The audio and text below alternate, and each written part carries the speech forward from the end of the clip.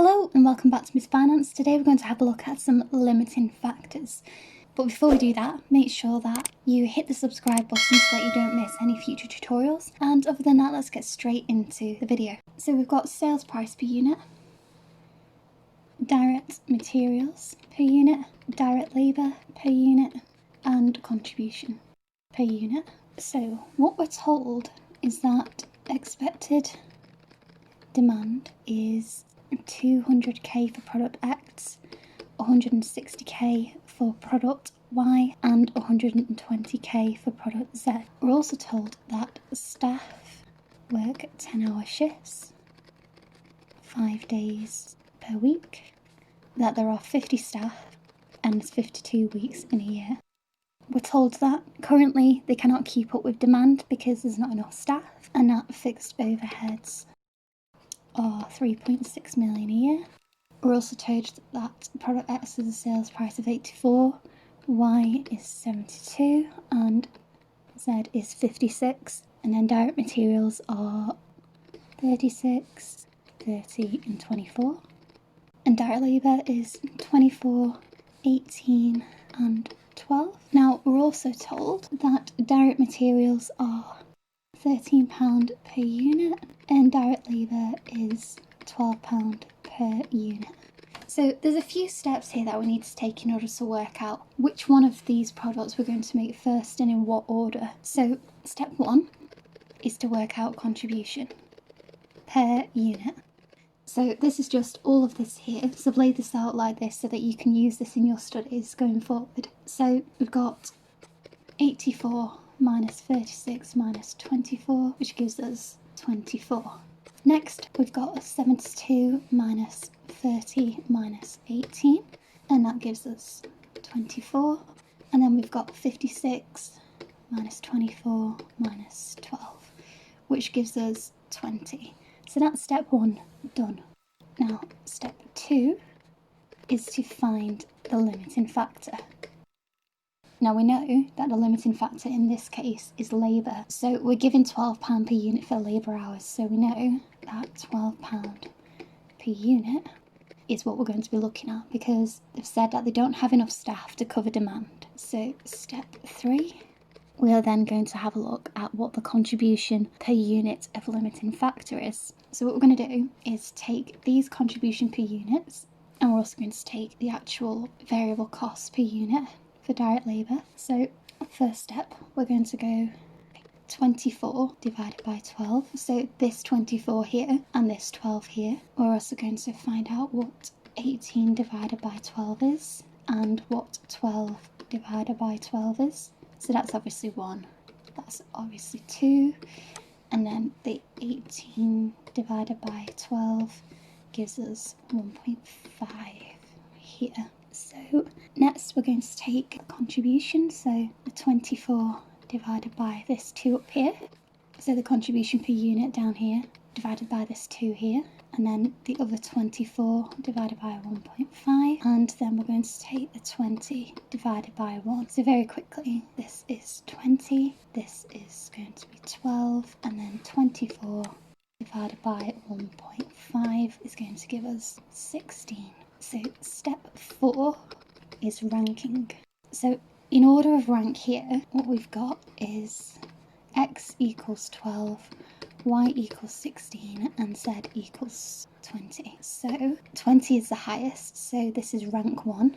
Rank 2 is product Y, and rank 3 is product X. Okay, so now that we know which one we're going to make first, just make this a tiny bit smaller so we can fit more on. Just put it out there. Okay, so we know that we're going to make product Z first, Y next, and X, but we need to look at the actual limiting factor here. So in terms of hours, let's look at the workings. So we have 50 staff and they work 5 days a week times by 10 hours. So that gives us the hours per week, but we have 52 weeks in a year. So how many hours is that going to give us? So that gives us 130,000 hours to play with. Okay, now when we worked out the labour hours up here, we we got 2, 1.5 and 1 if you remember. Now we look at the demand, so we've actually got 120k of demand times by 1 for product X. So we're going to use 120,000 of these hours for product X. And then for Y, we've only got 10,000 left, so we're going to use 10,000 hours towards product Y. And we're not going to make anything for product X. So let's do another example here. So I'm going to keep this almost the same, but with just a couple of figures changed. So imagine that we've got all of this information here again, okay? So we're going to go through the same steps as we did before. So step 1 is work out contribution per unit. So let's do that quickly. So we've got 98 minus 36 minus 24, so that gives us 38. And then we've got 72 minus 30 minus 18, which gives us a 24. And then we've got 60 minus 24 minus 12, so that gives us 24 as well.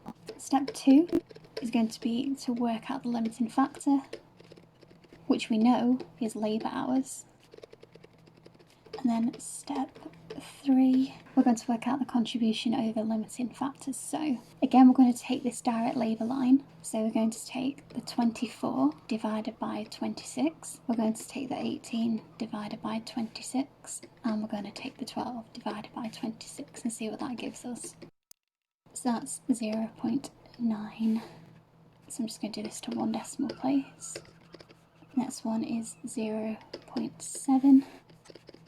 And the next one is 0.5. So we're going to take this here and we're going to use the contribution per unit, which is 38 divided by 0.9. We're going to take 24 divided by 0.7 and we're going to take 24 divided by 0.5, and let's see what that gives us. So that gives us 42. I'm just going to round to a full number here. 4 and then 48. So step 4 is ranking.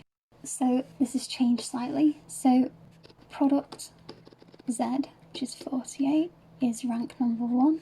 Now we've got product X, which is 42, which is rank number 2. And then we've got product Y, which is 34. So that's product Y, and that's rank number 3. So if we were budgeting, we would use all of the labour hours that we've got available, which we know are 130,000, and we'd use the majority of that in product Z there. So what we're going to do is with product Z, we're going to take this 0.5 and times it by this demand of 120k, and that's going to give us 60k. So if we put this 130k over here, then that leaves us with 70k. So then we're going to go to product X. We're going to use this 0.9, times that by 200k, and let's see what that gives us. So that gives us 180k, but we can't fulfill all of the 180k, so we can only fulfill 70 of that. So that means that we're going to make 70 here for product X, but we're not going to do anything at all for product Y in that case.